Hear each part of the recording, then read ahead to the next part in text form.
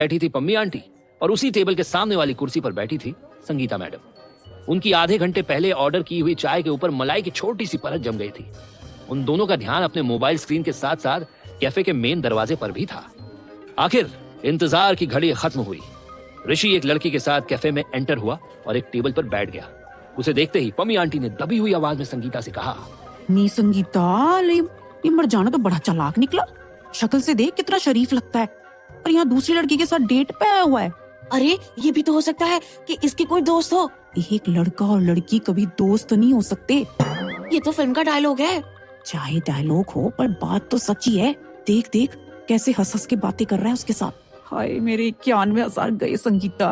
मैंने तो सोचा था कि इतनी मेहनत करनी पड़ रही है, इस केस के तो ज्यादा पैसे लूंगी, मगर अब तो मिसेस अग्रवाल को बताना ही पड़ेगा कि ये रिश्ता तोड़ दे। अरे अभी कुछ कंफर्म नहीं हुआ, पहले पता तो कर ले कि ये लड़की इसकी लगती क्या है। पम्मी आंटी की आंखों की तरह उनके कान भी बड़े तेज थे। उन्होंने सुन लिया था कि ऋषि अपने साथ बैठी लड़की को कह रहा था, तुम फिक्र मत करो, मैं जल्दी सब ठीक कर दूंगा। कुछ देर बाद उस लड़की को किसी का कॉल आया और वो कैफे से अकेले बाहर चली गई। पम्मी आंटी ने कैफे की खिड़की से ही उस लड़की को ऑटो रिक्शा में बैठते हुए देख लिया था। ऋषि अभी भी अपने मोबाइल की स्क्रीन को देखते हुए अपनी कॉफी खत्म कर रहा था। पम्मी आंटी को सही मौका मिल गया था। वो सीधा ऋषि के टेबल पर ही जाकर बैठ गई। उन्हें अचानक सामने देखकर ऋषि घबरा गया था। इससे पहले कि ऋषि कुछ कहता, पम्मी आंटी ने अपनी बात रख दी। ऋषि बेटा, तुम मुझे नहीं जानते पर मैं तुम्हें जानती हूँ। तुम्हारा रिश्ता तो कहीं और पक्का हुआ है ना, लेकिन तुम तो यहाँ किसी और के साथ इश्क लड़ा रहे हो।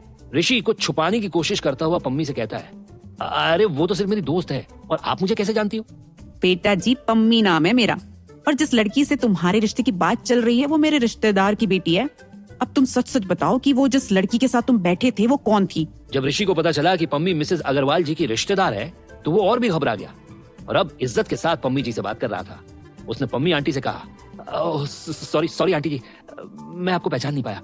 ये जो लड़की मेरे साथ थी ये तो बस बेस्ट फ्रेंड है। इतिहास गवाह है बेटा जी कि लड़की का बेस्ट फ्रेंड ही उसे प्रपोज करता है।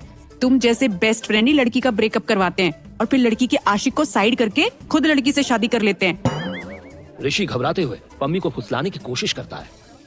अरे नहीं आंटी जी, मैं वो वाले बेस्ट फ्रेंड की बात नहीं कर रहा हूँ, मैं असली वाले बेस्ट फ्रेंड की बात कर रहा हूँ। बातें तो चलती रहेंगी, लेकिन आप ये पहले बताइए कि आप चाय लेंगे या कॉफी?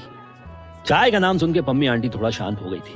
घबराए हुए ऋषि ने नई चाय का ऑर्डर देते ही पम्मी आंटी की पिछली चाय का बिल भी दे दिया था। पम्मी के कहने पर संगीता साइड वाले टेबल पर ही बैठी हुई थी। ऋषि के माथे पर घबराहट से पसीना आए जा रहा था। पम्मी आंटी ने ऋषि से फिर पूछा, बेटा ये बेस्ट फ्रेंड जैसे खेल शादी से पहले ही ठीक लगते हैं। शादी के बाद कोई लड़की अपने पति को लड़कों के साथ नहीं घूमने देती। हाँ, और लड़कियां तो बहुत दूर की बात है। ऋषि पम्मी को कहता है,